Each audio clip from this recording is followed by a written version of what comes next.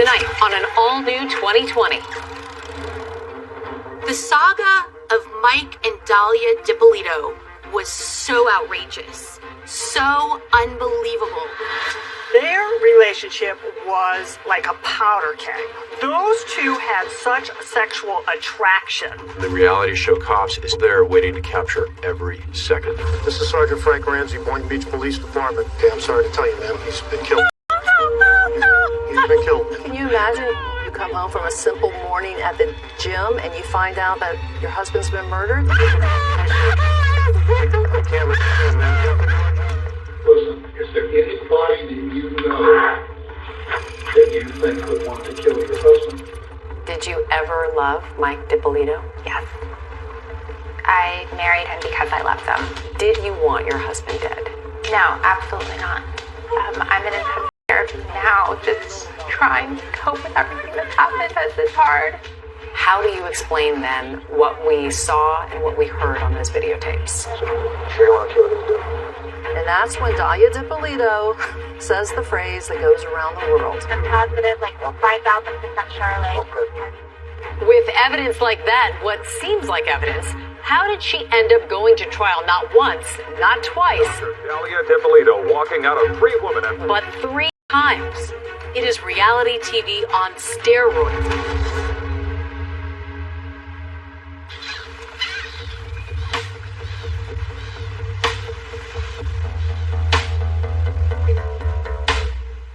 It's a cloudy morning in sleepy Boynton Beach, Florida. It's just before 6 a.m. It's already a humid 80 degrees, and most people are still asleep, but not 26-year-old newlywed Dahlia DiPolito.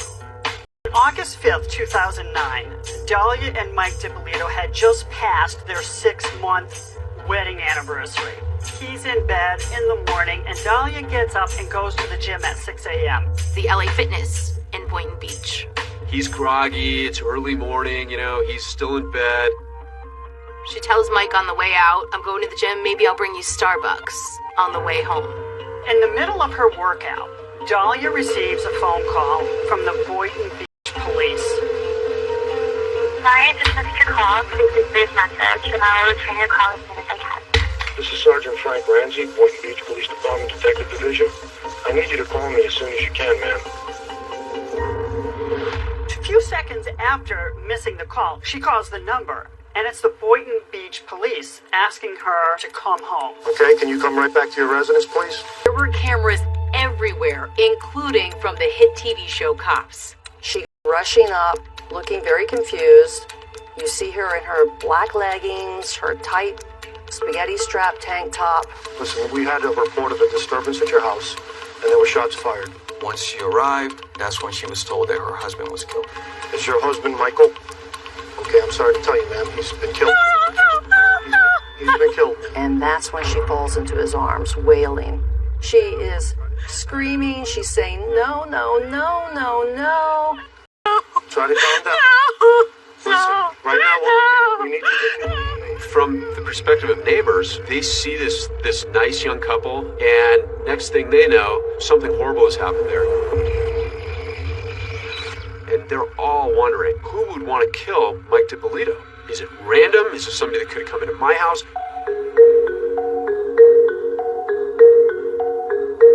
My name is Jillian Jalali, and I have a podcast called Court Key. This case has it all as far as true crime is concerned. Mike and Dahlia seemed to be a perfect match. It was truly a fairy tale. Dahlia's father was Egyptian and her mother was Peruvian. She was born Dahlia Muhammad. Dahlia comes from a religious family, very close-knit family, and when she was 13 years old, her family moved to Boynton Beach, Florida, where she essentially grew up. Boynton Beach is located in Palm Beach County. Well, that's a pretty glitzy county in Florida. When people think of Palm Beach County, they often think of Mar-a-Lago, where President Trump lives. He has that resort there.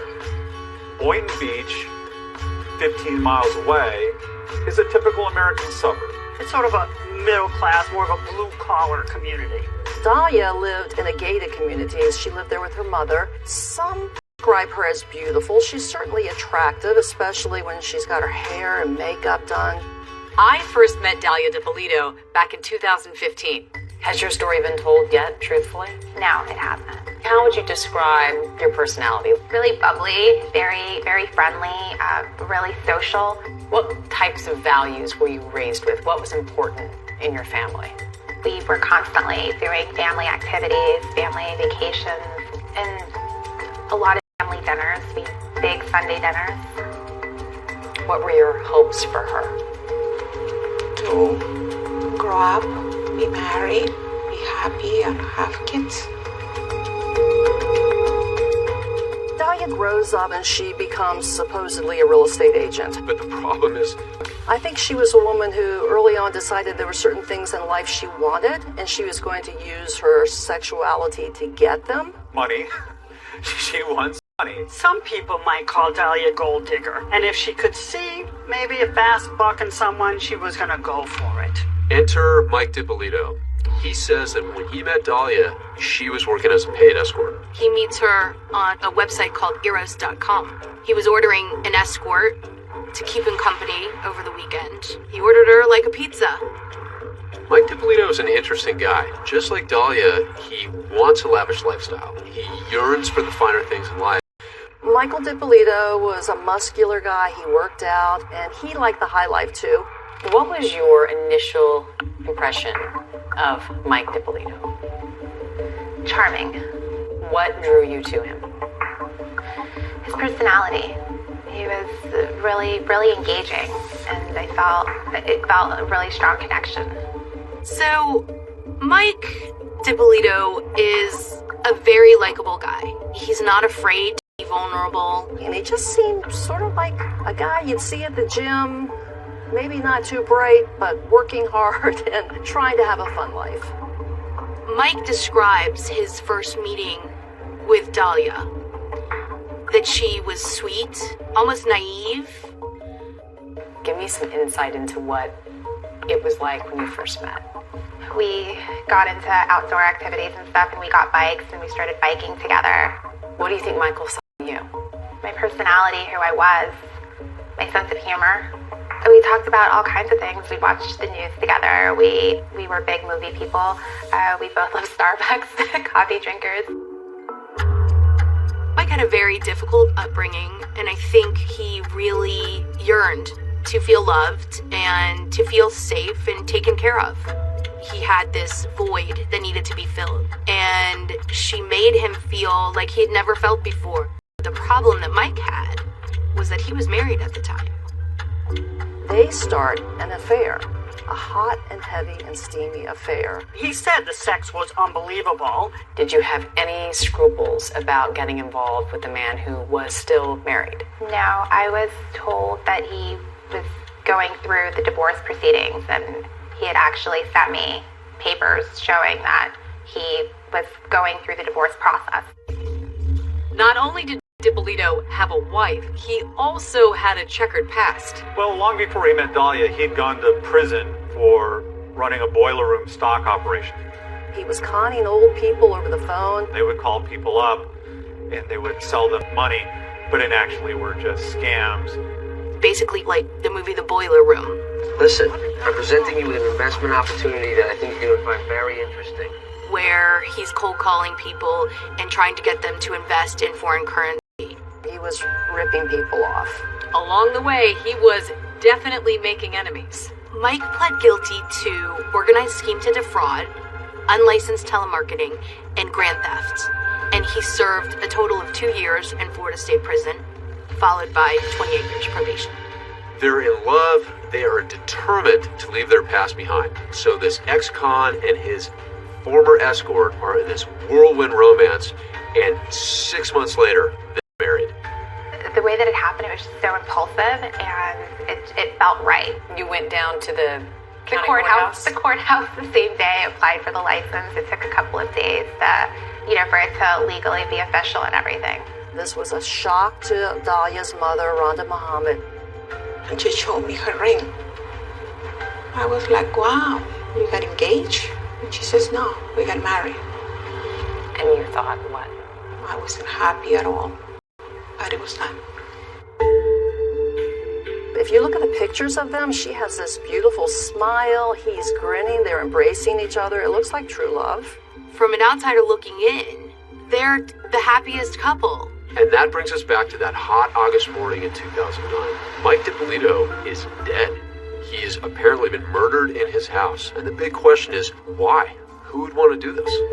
Police can't help but wonder if this grieving widow is actually keeping a deadly secret. Are you sure that you don't know anybody who want to kill your husband?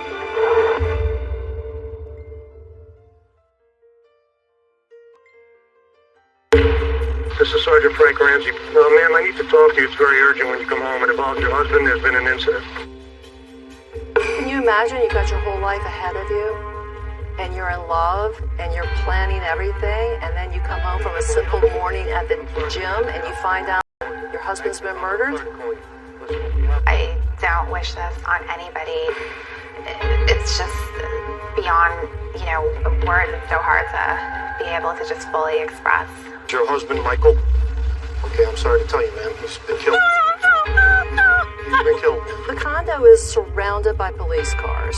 The street was mobbed with detectives, crime scene technicians. I can't let you in, ma'am. You have to do our job.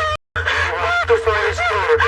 She says, I want to see my husband. And the police say, no, you can't. If you want to help your husband, you need to go to the station with these gentlemen and tell us everything you know. Whisk away to the police station.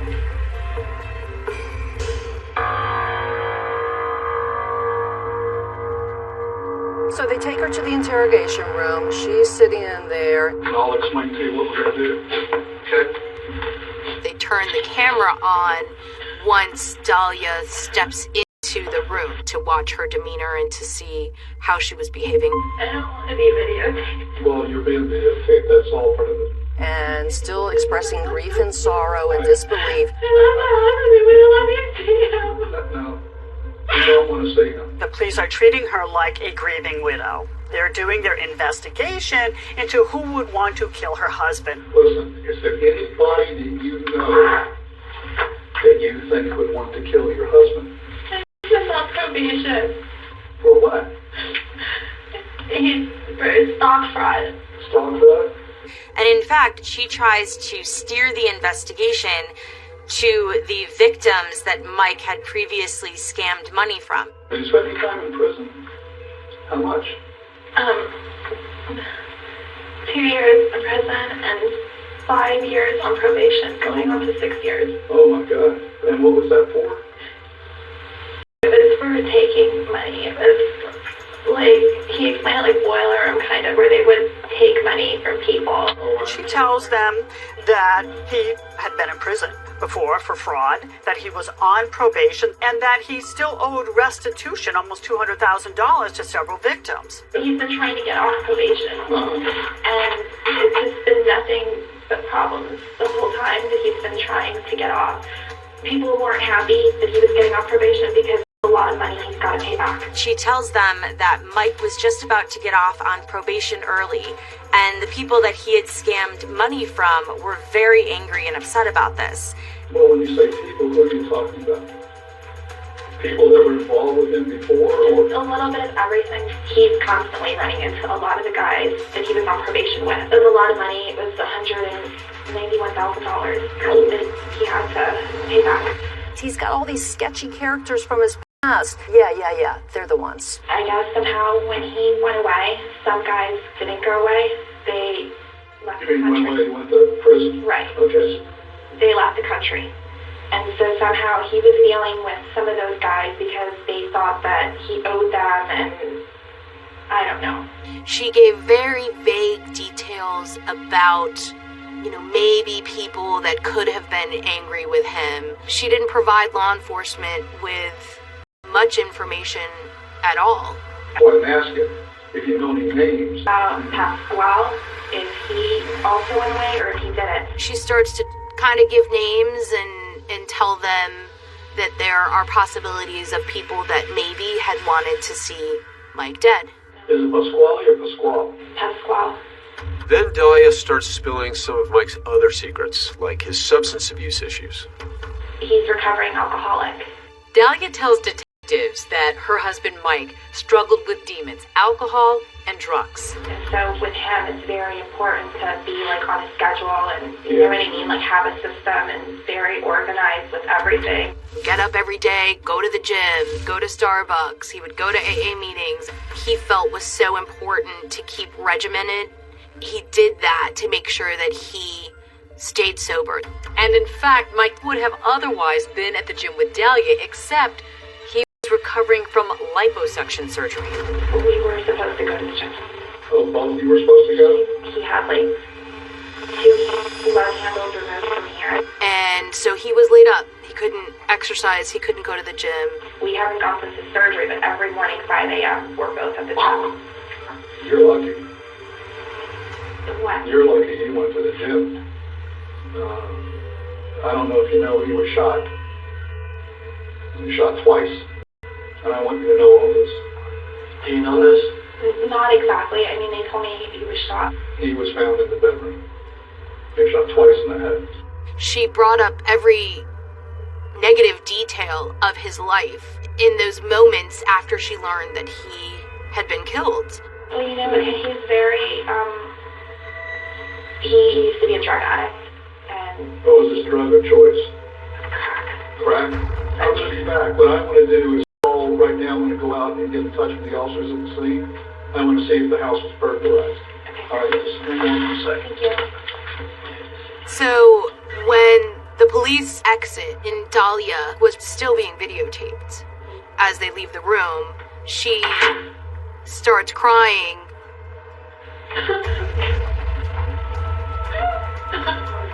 A few moments later, the detective comes back in and he has one more question. There's no problem between you guys, no financial problems, with your family, you and him. No, there's nothing. In that police interview, Dahlia paints a rather rosy picture of their relationship. No problems, no drama. But what everyone would soon learn is there actually was trouble in paradise. Everything seems great. At least that's what Michael thought. What he didn't know is that Dahlia DiPolito had another man in her.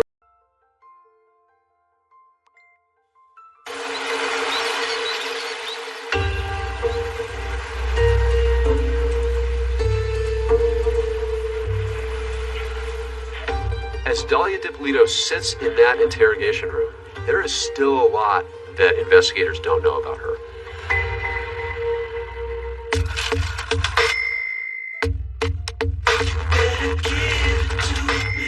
She uses men to give her money or to get into their lives so then she could then extract their money from them. She knew how to use her sex appeal, and she had a lot of it, to get her way. And that's what she did very successfully with men, including Mike DiPolito. She wanted Mike's house. She wanted all of his money. She decided, hey, I gotta figure out a way to get his stuff.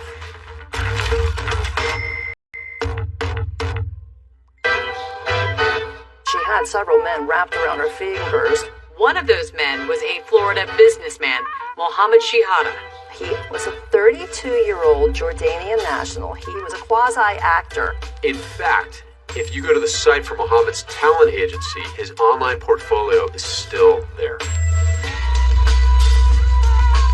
He really enjoyed playing poker and gambling in Las Vegas.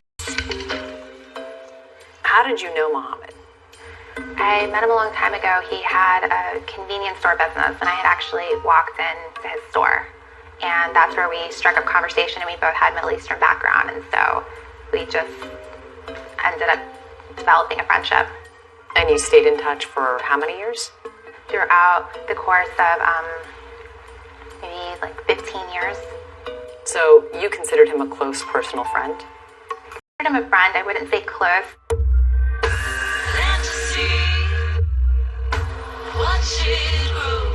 They began a flirtation which was very heavily sexually charged. When she needed something, they would rekindle that old flame, so to speak. If she needed to vent about a guy she was dating or a relationship that she was in, she would talk to him.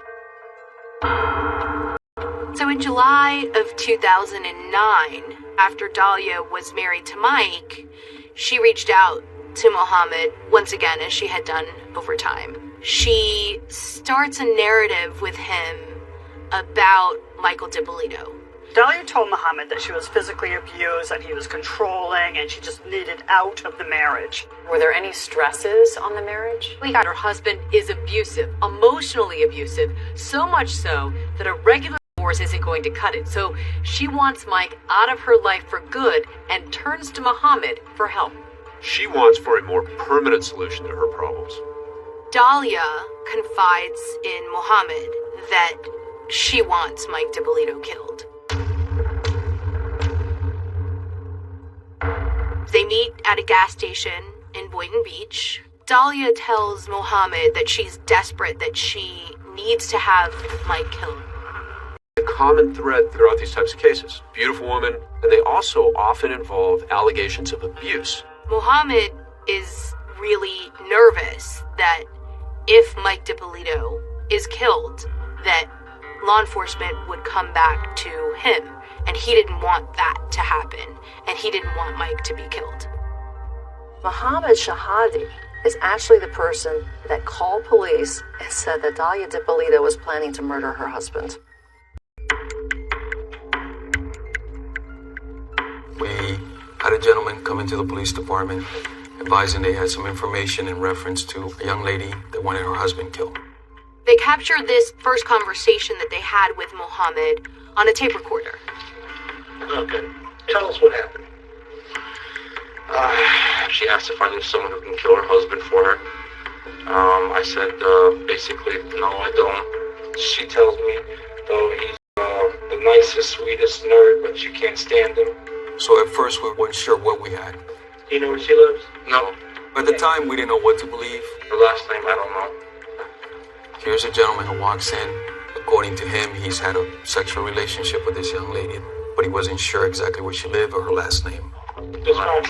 She's maybe 5'6", 5'7", dark black hair, green eyes. She's a good-looking girl. Really good-looking girl, actually. The fact that somebody was going to get killed, it was bothering his conscience. Did she ask you to find someone for her? Yes. So after that first interview, law enforcement realizes that they're going to need to talk to Mohammed again. What cops want Mohammed to do next is bold and risky. They want to set up a sting. They say, we want you to put a wire on, and we want you to get her to outline this plan to kill her husband. So Mohammed morphs into a confidential informant. We have the informant contact the suspect by phone and set up a meeting so we can ID her. The mobile gas station was one of those places where they've met before in the past, so we decided to make that the location. At Mohammed's car with some cameras, and they put a wire on him. Hey, what's up? And a few seconds later, she begins talking about getting her husband killed. There's no small talk. Mohammed and Dahlia launch right into a secretly recorded conversation detailing Dahlia's murderous intentions. At first, it seems like her motive might be Mike's money. Honestly, you work so you don't kill me over that much money. It's not even over like it's not even about money. Dahlia has no idea that every word coming out of her mouth is being caught on camera. Okay, well, I'm trying to say this guy's a professional. It's not all he does is get it done. That's it. Right. This is where he actually says he was going to introduce her to a hitman. I know him, you know, like, he's good at it. We realized that this guy was credible. But now, how am I supposed to know what day he's going to do it? We were shocked how easily she talked about getting her husband killed. He might tell you, oh, it's like to get out of town or something for a day. I'm not going out of town. You even hear during the conversation her talk about no one would ever believe that she could be capable of murder. His mom is not going to keep suspicious of you or anything like Why that. me? No one knowing somebody, you know, nobody's going to be able to point a finger at me. She ended up bringing $1,200 in cash. She believed that that money was going to be given to the hitman to buy a gun. Yeah, look. Alright, I'll try. She also bought 2 pictures. I have a picture of him right now. You're sure everything else is okay? Yeah. You're sure? much sugar can you want? You're planning a murder. Come on. Stop, yo. She's made a down payment on death. And now Dahlia DiPolito is about to come face to face with the assassin. But little does she know, she is walking into a trap.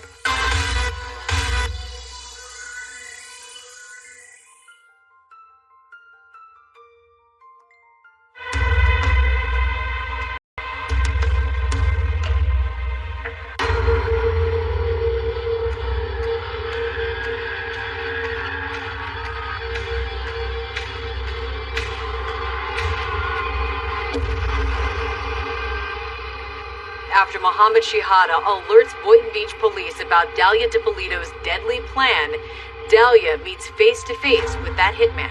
What she doesn't know is this hitman she's about to meet is actually Woody Dean, Boynton Beach police officer who is working undercover on this case. They agreed on a location, which was a CVS parking lot in the city of Boynton Beach. Pretty much parking this exact spot right here. We had two being a bit nervous as you're doing this. Remember, there's 1,000 things that can go wrong. She parked and got into the car and she said, hey. Dahlia shows up to the meeting with Whitty.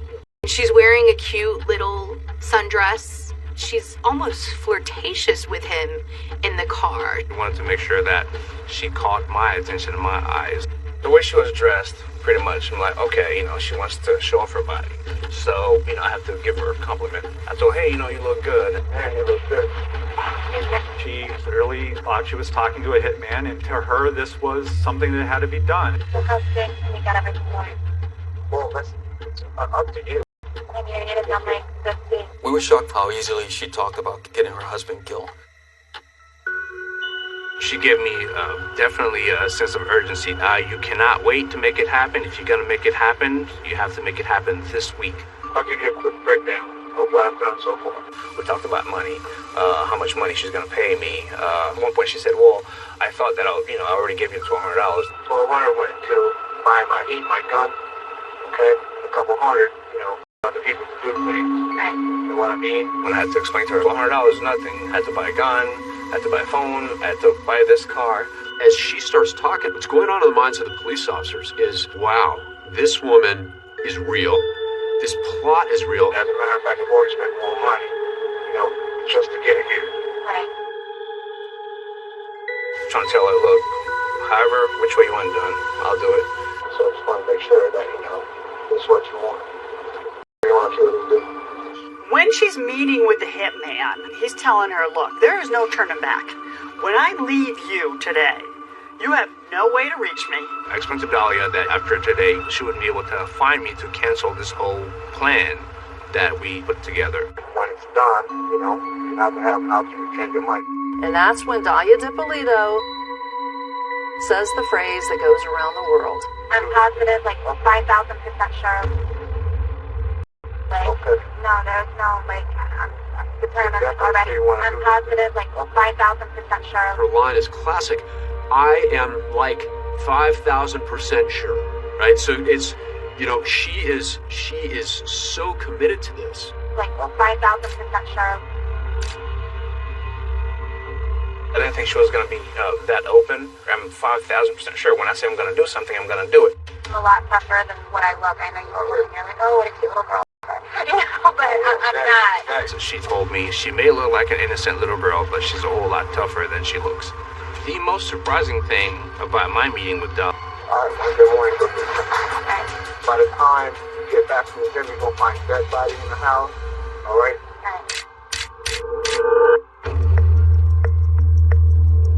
As the Boynton Beach Police Department are preparing for their starring role in this true crime drama, the Cops television show are like flies on the wall, recording every bit of it. Our police officers, our detectives, our professional staff, they every day are doing things in our community to keep people safe and to save lives. And for us, it was a great way to showcase that and to let the community and the larger community know what these heroes are doing every day. Now, the Boynton Beach police say that show had been interested in their department for several months.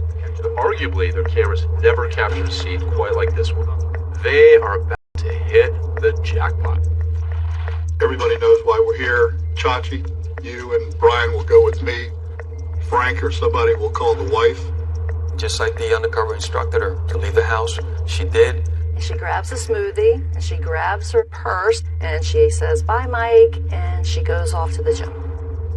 Delia is at the local LA Fitness, but back at her condo, police are there setting up an elaborate trap. That looks good. I like it. We've had set up a fake crime scene around the house, yellow tape around the streets, around the house. We make it look like her husband had gotten killed inside the house. At 6:21 a.m., as Dahlia DiPolito was working out, that's when she misses that call from the sergeant at the Boynton Beach Police Department. Sergeant Ramsey, can I help you? Is this Miss DiPolito, please? He intentionally pronounces her name wrong to throw her off. Once he got her on the phone, told her that something had happened and we needed her to come to the house. They needed to break some news to her. No, ma'am, I need to talk to you. Ma'am, I'll tell you everything you need to know when you get here. As Dahlia approaches, she sees what's really a crime scene. She sees police, tape blocked off. So the condo is surrounded by police cars. There's a crime scene van, there's crime scene tape, her apartment's roped off with the tape. The front door to the townhouse is wide open with black fingerprint dust everywhere. Dahlia arrives from LA Fitness from going to the gym. And she rushes up. Dahlia DiPolito doesn't know she's being set up right now. Really buff police sergeant tells her, "Your husband has been murdered." Is your husband Michael? Okay, I'm sorry to tell you, ma'am, he's been killed. Before the words are even out of his mouth, she's crying.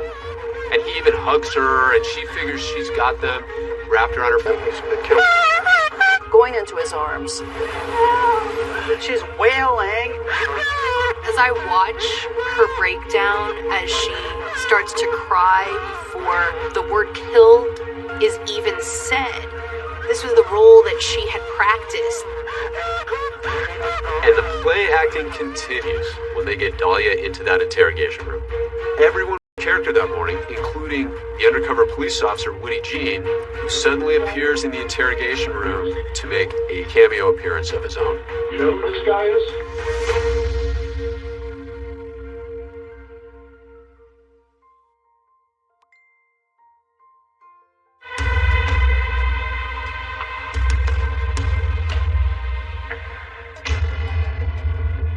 And tell us everything you know about who he knows, who he's connected to. We've already taken care of dogs with animal control for right now. Everything's under control. Dahlia's acting, and the police are acting. As she's brought to the police station, everyone involved is faking it. They think they have the goods to charge Dahlia DiPolito, but the police still want to see if they can make her crack. They're going to give her every opportunity to own up to what they suspect she did. You have the right to remain silent and not answer any questions. Do you understand that? She absolutely thinks that she has everybody fooled. He was found in the bedroom. He was shot twice in the head. He wouldn't open the door unless it's somebody that he knows because we don't open for anybody. She believes that she's going to be able to convince law enforcement that she truly loved Mike and that she had nothing to do with his murder. When the police asked Dahlia if she wanted her husband killed by any chance, she denied it, completely denied it. No. You wouldn't want to kill him. Not at all. We are fine, like there's nothing. Dahlia DiPolito is pretending she knew nothing about this, and the police are pretending like her husband is actually dead. Did you want your husband dead? No, absolutely not. Did you want any harm to befall him?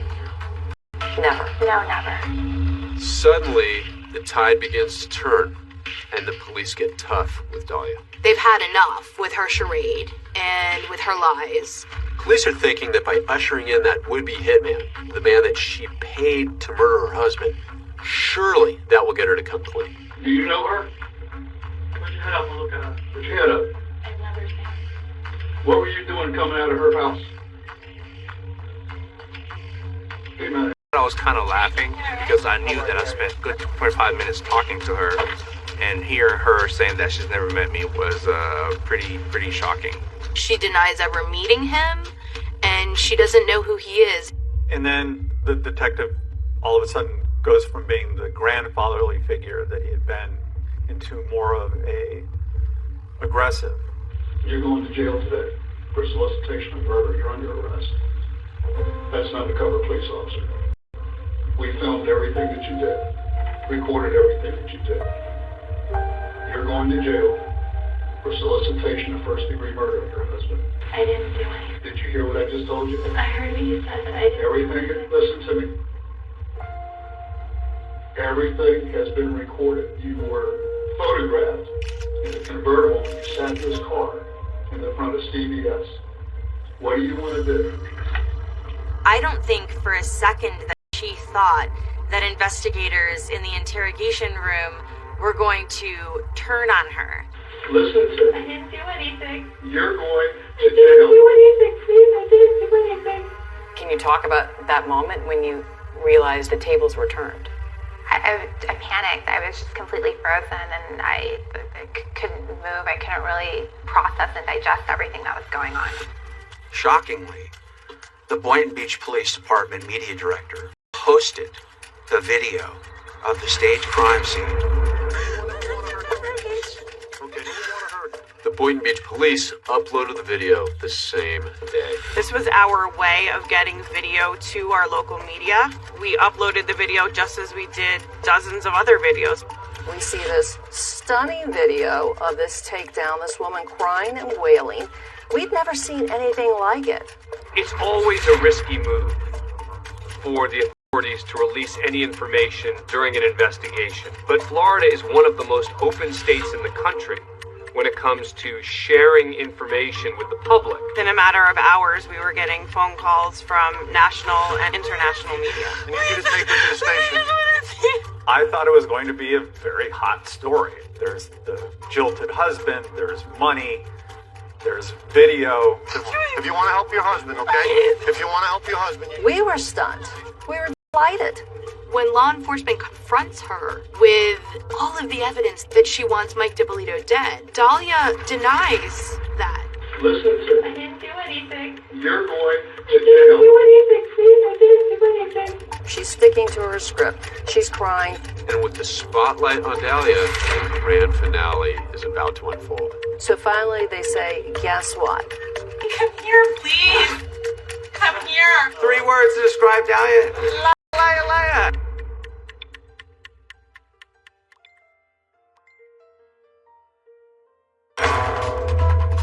Give me 3 words to describe yourself. Who is Dahlia DiPolito? Understanding, sweet, and compassionate. 3 words to describe Dahlia. Liar, liar, liar. I didn't do anything, and I didn't plot anything. It wasn't like, kill him softly, don't hurt him. It was like, just blow the guy's brains out and, can I get a cheese sandwich with that? I'm positive, 5,000% Charlie. I see somebody who's struggling. What? How is she struggling if she's 5,000% sure? The whole crime's caught on tape. I mean, what do you do with that? It was a show. It was a tape. That was the purpose of it. You were acting in those tapes. Yes. Liar, liar, liar. He comes with a defense that rocks the community. This was all for a reality show. She knew she was being taped. She and Mike wanted to be stars. The thing about reality TV is that anybody can do it. Anybody can become famous. I don't know what reality show a 40-year-old convicted felon could be on. They wanted to post it on YouTube to try to get acting parts. That was the plan. It was so far out of left field that they might just believe. Even now, 11 years after the story first broke, the twists keep coming in the Dahlia DiPolito story.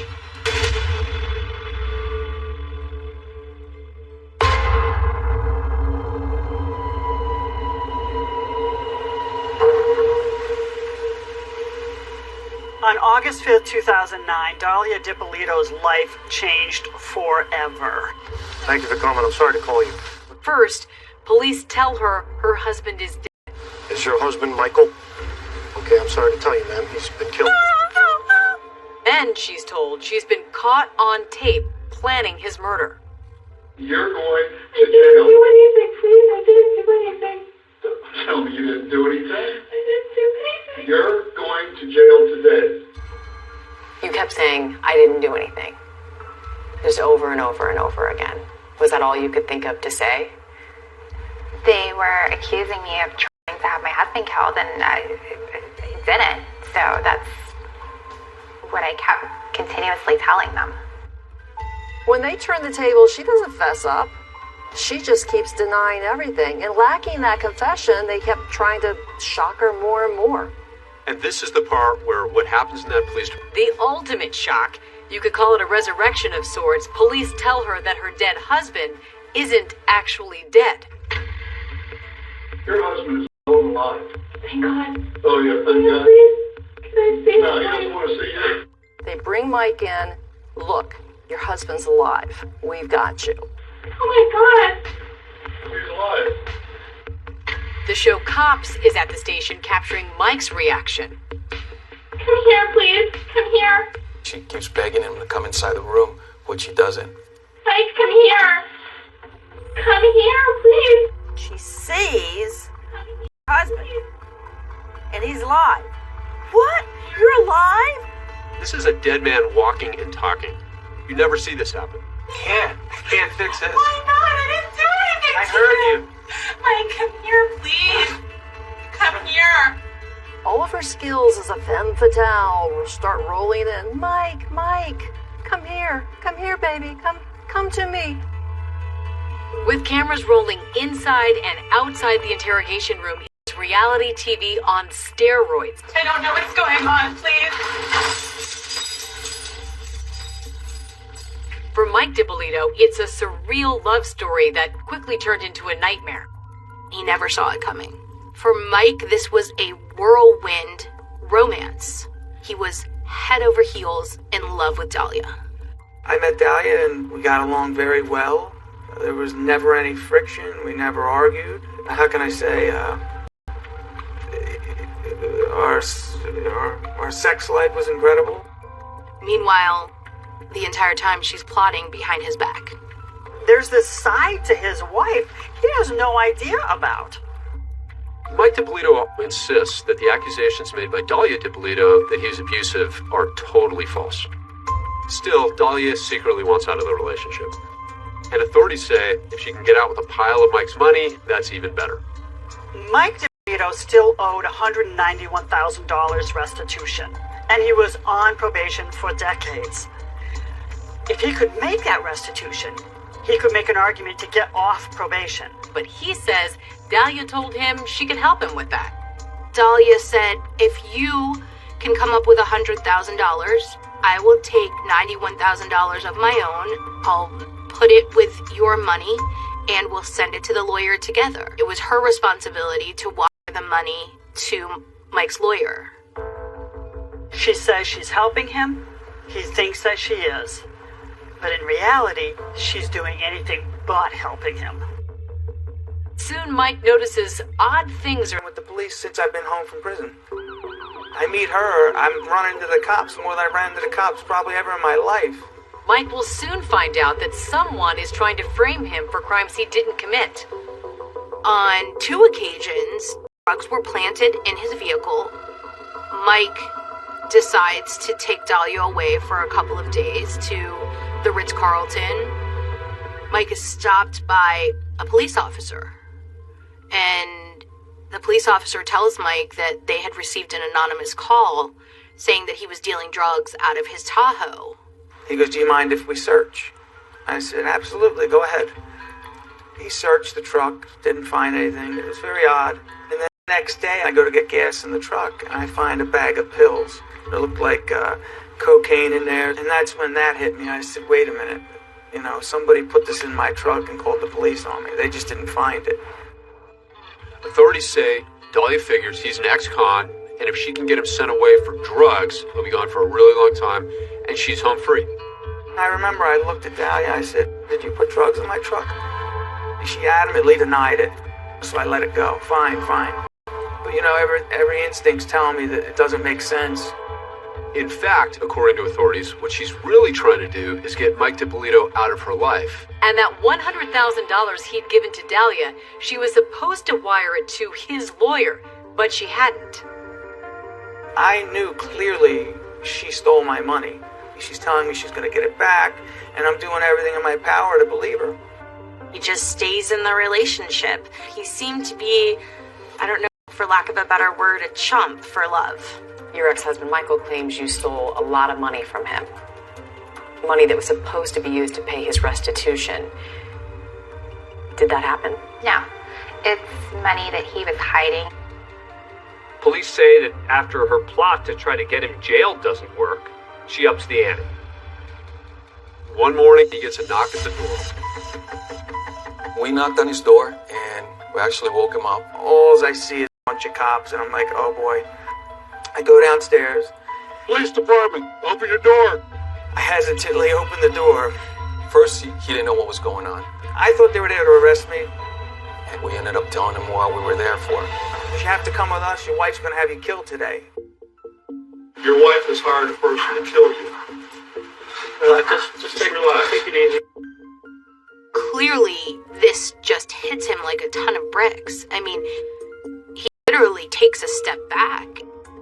We ended up taking him out of the house and driving him straight to the Boynton Beach Police Department. You already know why we're here. Your wife hired somebody to kill you. 1,000% sure that I want him killed. I'm positive, like 5,000% sure. It wasn't like, kill him softly, don't hurt him. It was like, just blow the guy's brains out and, can I get a cheese sandwich with that? Even from behind bars, Dahlia is not finished trying to manipulate Mike DiPolito when she makes an astonishing phone call. Hello? Hey, it's me. Yeah, what's up? Nothing, Mike. Please come here. Is she ready to confess, or is this something else? Everybody asked me, why'd you take the phone call? I had to take the phone call.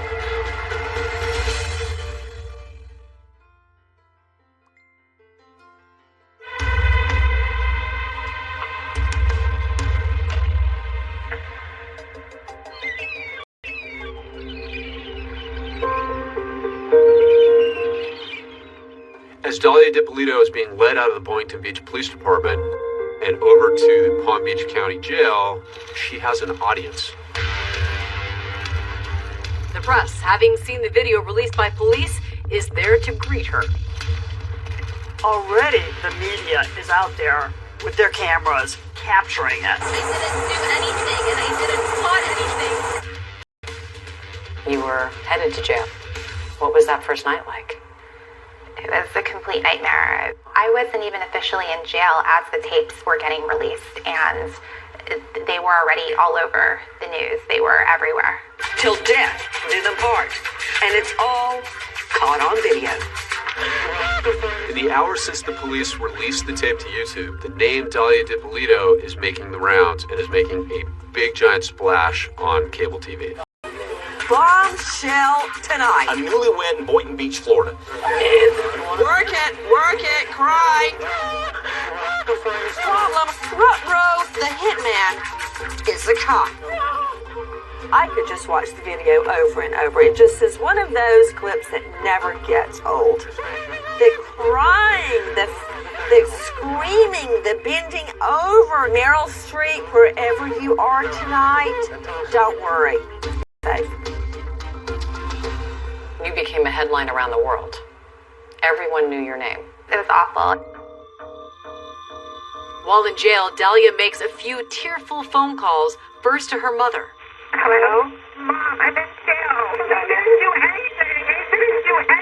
You did. I know you didn't. I know you didn't. Okay. How many times did I tell you to leave that guy? How many times did I tell you? But her next phone call is unfathomable. From the jail, she calls Mike, the man police say she has just tried to have killed. Yeah, what's up? Nothing, Mike. Please come here. Everybody asked me, why'd you take the phone call? I had to take the phone call. I had to hear what she was going to say. I couldn't help myself to not take that phone call. Mike, please, I needed a truth. Can you please help me? You said you wanted to have me killed. I heard that. It's not true. That is not true. How How can you believe that? Frankly, it's unbelievable that Dahlia called her husband, the victim in this case, the target of her actions, the person she wanted dead, to ask him to help her. It is just unbelievable to listen to. The fact that she thought that she could demand that Mike help her is just on another level. And he's even trying to give her advice as to what to do while she's in jail. You're going to be lying around in there for a little while, a couple days. You need to just try and just go with it. And keep to yourself and don't say a lot. I know she's never been in there before. I mean, it's not a nice place. I tried to tell her, stop acting, the way you're acting, or you're going to have a rough time in there.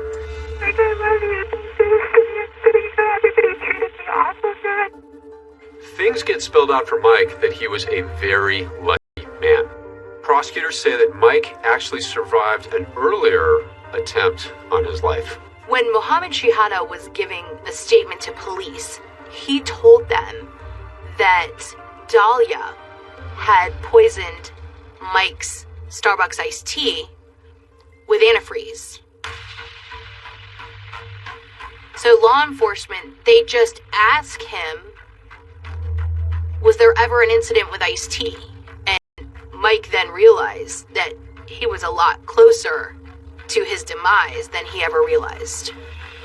She went out and came back with some Starbucks iced teas. I take a sip and I spit it out so fast. It was terrible and I didn't think anything of it. I only took one sip. I was sick for about 2 weeks. Dahlia's attorney said she never poisoned Mike. Mike doesn't end up helping her find an attorney, but the attorney he does find ends up presenting one bizarre, wacky, intriguing defense. It was a stunt. It was a hoax. A ruse, a plan that Mike DiPolito hoped to capture the attention of someone in reality TV. You were acting in those tapes. Yes. It didn't make an iota of sense to me. It was so far out of left field that they might just believe it.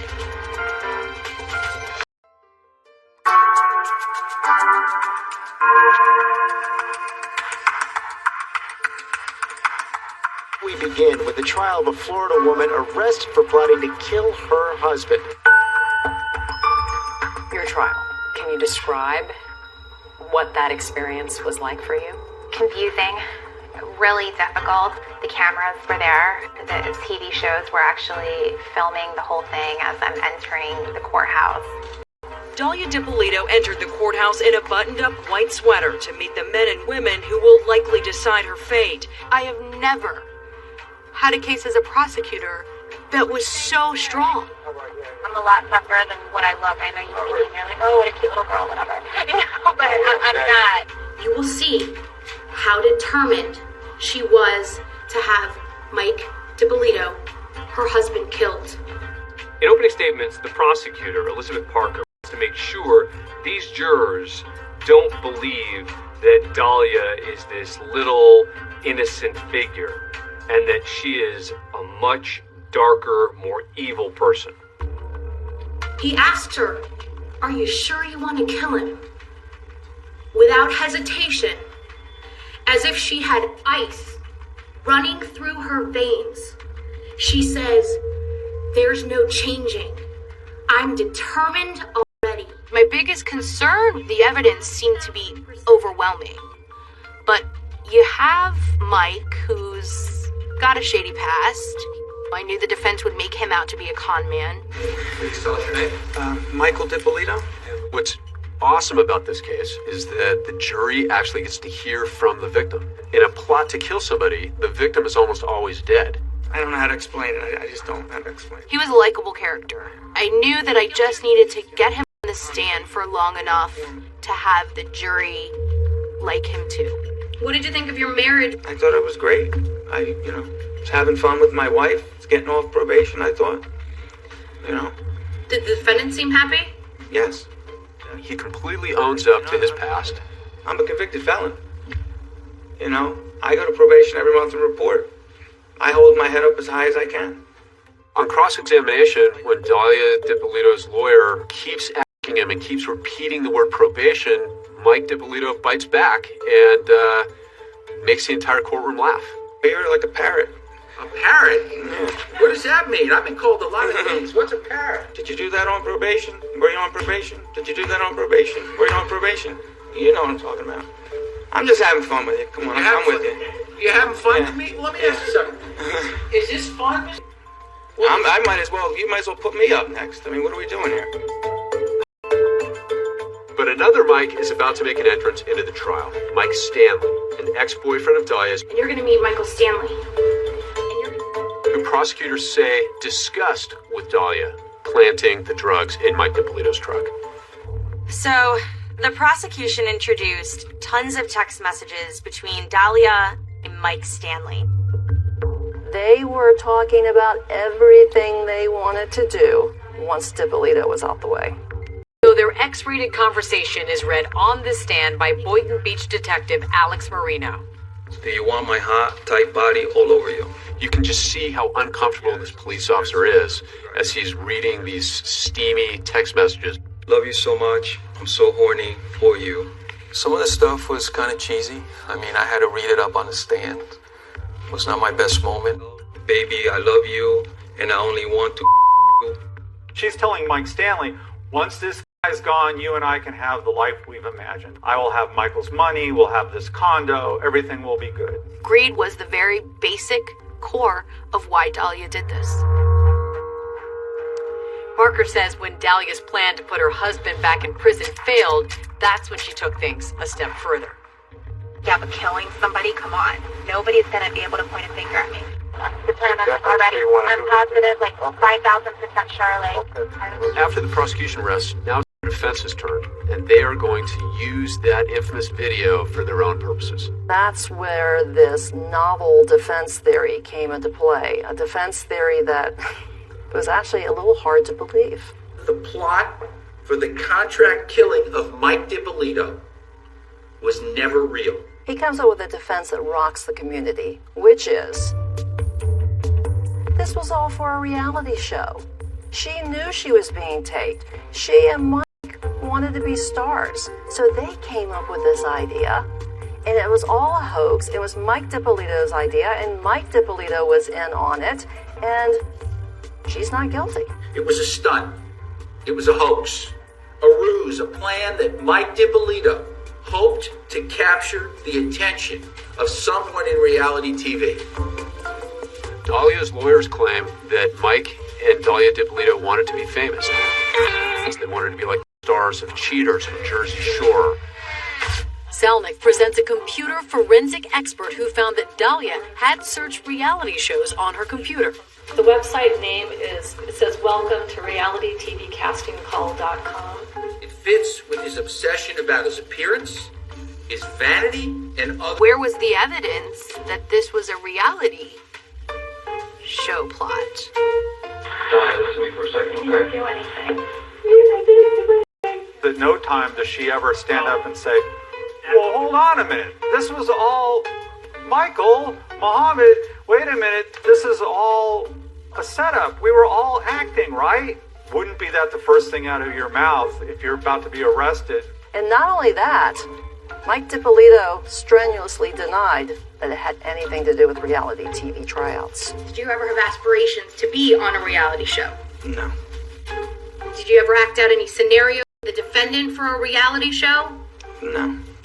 It's the dumbest thing I've ever heard. I couldn't even believe they made something like that up. I don't know what reality show a 40-year-old convicted felon could be on. This defense received a fair amount of eyebrow raising. She didn't want to kill her husband. She just wanted to be on a reality show. A pretty shocking twist in the case of the Florida wife caught on tape taking a contract out on her husband. Well, we got to bring in our legal analyst, Dan Abrams, on this one. And Dan, all of us just shook our heads when we heard this. I've seen a lot of wild and crazy defenses in my day, and this is certainly one of the wildest and one of the craziest. The reaction to this defense was, are you kidding me? This is an almost impossible defense to win. And so I think in order for it to succeed, Dahlia DiPolito would have to take the witness stand.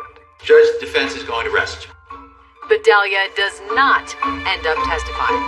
It was a daily, yes, you're going to testify, know you're not going to testify. And Did you want to testify? Yes, I did. She's like poison candy. Attractive on the outside, but deadly on the inside. I was confident in the case that I had presented. I was truly concerned that it was such a bizarre defense. I've been advised that the jury has reached a verdict. Except this was nowhere near the end of this story.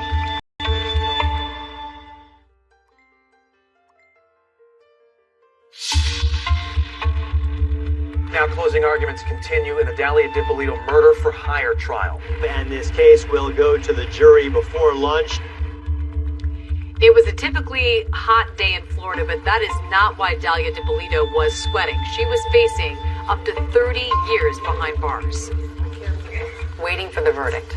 What was that like? It's nerve-wracking. It's just really stressful, really tense. I've been advised that the jury has reached a verdict. The jury took just 3 hours to come to a decision. We find the defendant guilty of solicitation to commit first-degree Here, I never had the impression or the understanding from my attorney that losing was a possibility. Everything was always, you know what, we got this. Wow.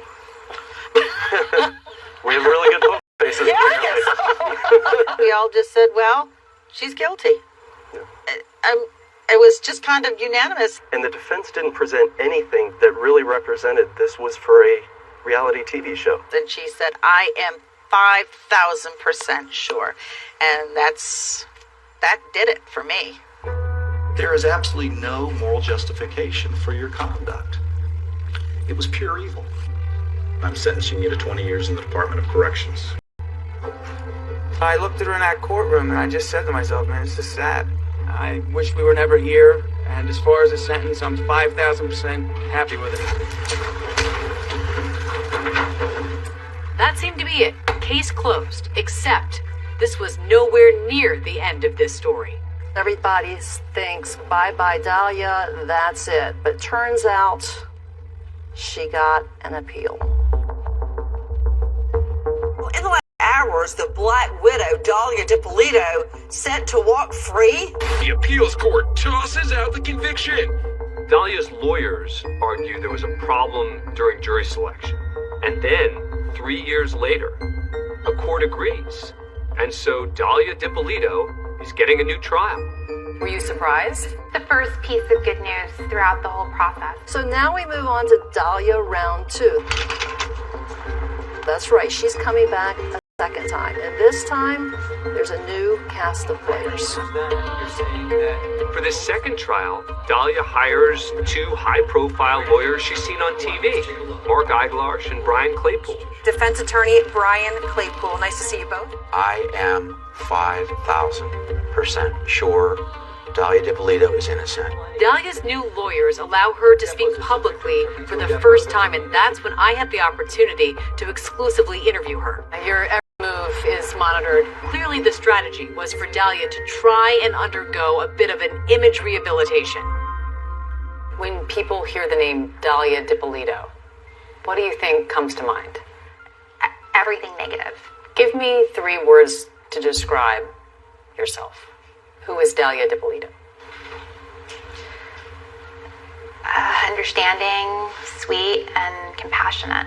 Because it was a pre-trial interview, Dalia's lawyers wouldn't let her discuss certain parts of the case, particularly those videotapes. I'm positive, like 5,000% sure. Like. Did you hire a hit? What we saw and what we heard on those videotapes? I'd like to be able to explain that to you right now, but I can't because the attorneys legally have told me that we're saving that for our day in court. In our interview, Dalia's lawyer, Brian Claypool, reiterated that reality TV defense that we saw in her first trial. Dalia, her ex Mike, and this gentleman Mohammed were all part of this collaboration to put together a YouTube video of a scene where they're hiring somebody to kill somebody. They wanted to submit that, post it on YouTube to try to get acting parts. That was the plan. It got out of control. I'm positive, like 5,000% sure. 5,000% sure. 100% sure, not 1,000% sure, but 5,000% sure. How do you explain that? I look at that video and I see somebody who's struggling with whether she's really sure. She's struggling? What? Why? Well, how is she struggling if she's 5,000% sure? Well, you might find that humorous, but when I hear people say they're sure, I'm 110% sure. She's trying to overcompensate. As for Muhammad, he denies working with Mike and Dahlia to make a video to try and get acting jobs. Mike DiPolito says he's never even met Muhammad. What do you say to people who say you're just denying the undeniable? That this is an open and shut case? That now with the attorneys that I have, so much is coming to light to where it would just be insane to not believe me. The tape was a tape. That was the purpose of it. You were acting in those tapes? Yes. But you're telling the truth now? Yes. Why should we believe you? Because it's what happened. It's the truth. Dahlia DiPolito escorted into court by her attorneys for her second trial. Dahlia's second trial is going to shock a lot of people in a number of ways. Claypool dropped this bomb. He just throws off like it's nothing. And by the way, if you send her to prison, you're going to be separating her from her infant son. What infant son?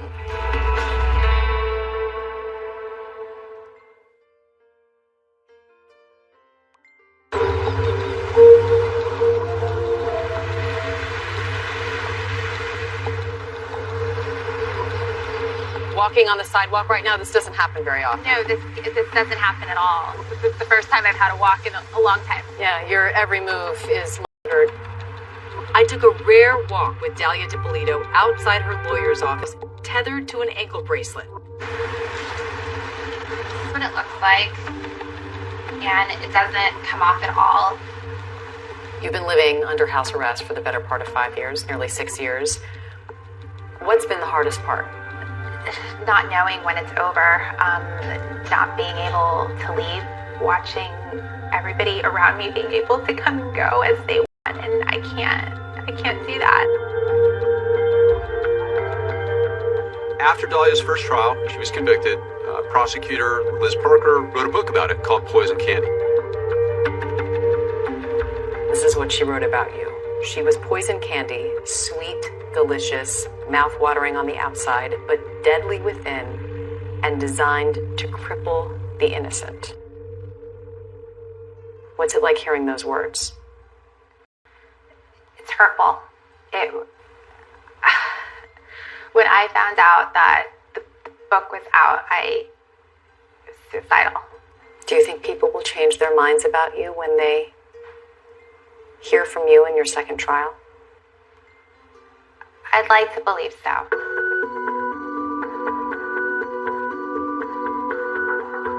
It's at a pre-trial hearing, part of an attempt by her lawyers to get the case dismissed, where Dahlia finally has her chance to tell her side of the story under oath. Raise your right hand. You swear to tell the truth, the whole truth, and nothing but the truth. You take the witness stand on my right. It's not unusual at all for a defendant to take the stand in a pre-trial hearing as long as it's not in front of a jury. She actually takes the stand, and she gets up and describes that I was acting, she says. I was acting. We worked together on an acting project. We were going to work on an actor's presentation to put up on social media.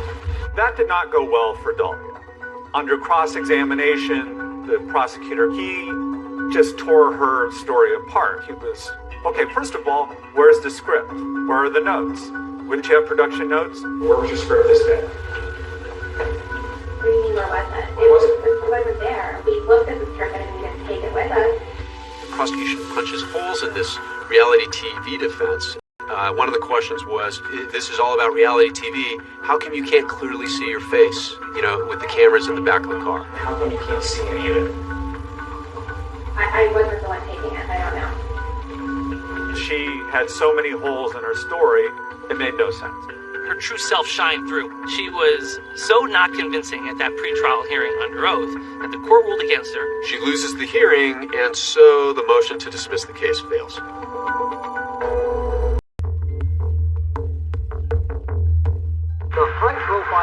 retrial getting underway today in West Palm Beach. Dahlia DiPolito getting a second chance at freedom after her first conviction was overturned. Trial 2 was handled quite a bit differently by the prosecution. They were going to stick to those videos, and that was it. They didn't even call Michael DiPolito to testify. Because the rest of the evidence was so powerful, my prosecutors felt that they would just go with the slimmed-down version of the case. Her words on those videos prove the crime charged.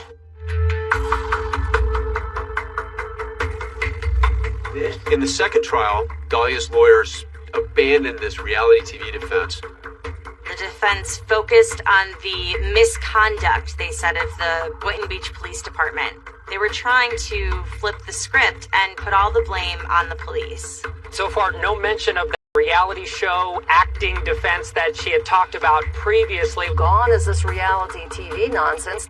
Now they're leveling their charges against the Boynton Beach Police Department because Boynton Beach had brought cops in.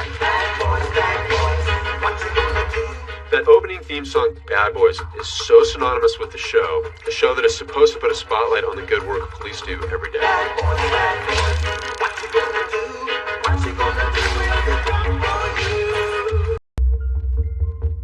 At the beginning, the Boynton Beach Police Department really wanted to highlight their professionalism by participating with the cops' television show, but at the trial, the defense really hammered them and went after them, effectively putting them on trial. This is a fake crime scene, right? Right? Yes. It's all pretend, right? Yes. It's all made up, right? Yes. And you think that's a good use of taxpayer money? My opinion doesn't matter. The presence of the cops' TV show created a frenzy within the Boynton Beach Police Department to manufacture good television. They tossed Dahlia DiPolito under the bus. They made this way more than it ever was. And they could care less about her constitutional rights. The Boynton Beach police say there was no wrongdoing and they were just trying to gather evidence. Cops filming with the Boynton Beach Police Department had nothing to do with this investigation. It was just a coincidence as far as timing was concerned. Then the defense pulls out its ace card, and it's a showstopper. Claypool gets up, he's making this dramatic closing argument, and he just throws off like it's nothing. Give her that freedom back to go home to her family and her infant son. We all sort of are like the reporters in the back row. We're all sort of like, I just hear that she has a child. The latest bombshell was dropped last night during closing argument. Turns out it was the appliance repairman. He came to her house, they fell in love, she got pregnant, and she had a baby, all on house arrest. And right now, we're on verdict watch in the Dahlia DiPolito retrial. I think there was a general expectation that she would be convicted. A bombshell announcement in the murder for hire case against Dahlia DiPolito. We, the jury, feel that we cannot reach a unanimous decision. The jury telling the judge late today they are deadlocked. I must declare a mistrial this time. There were 3 votes for guilty and 3 votes for not guilty. Courtroom shocker, Dahlia DiPolito walking out a free woman after a judge declared a mistrial in her murder for hire retrial. I can count on one finger the number of people in this country who felt we even had a chance in this case. Whenever you don't get a conviction, you're disappointed. But I knew that we had a great team and we would do it again and perhaps do it a little differently. Immediately after trial number 2, the state attorney, Dave Ehrenberg, said, "We are taking her to trial again." There was not a second when we thought that we would let her go free. Not a second. Prosecutors vowing to try her a third time. So now we're going on to Dahlia Chapter 3. This is the third time DiPolito has been on trial for this murder for hire case.